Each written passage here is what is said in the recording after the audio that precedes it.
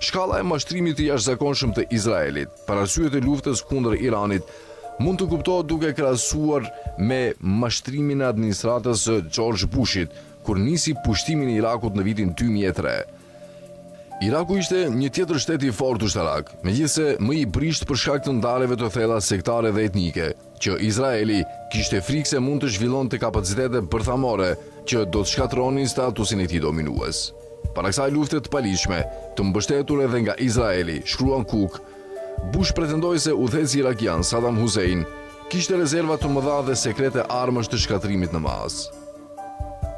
Pas pushtimit, nuk u gjet kurrë asnjë armë shkatrimit në masë. Megjithatë, politikanët dhe mediat perëndimore e pranuan gënjeshtrën e madhe.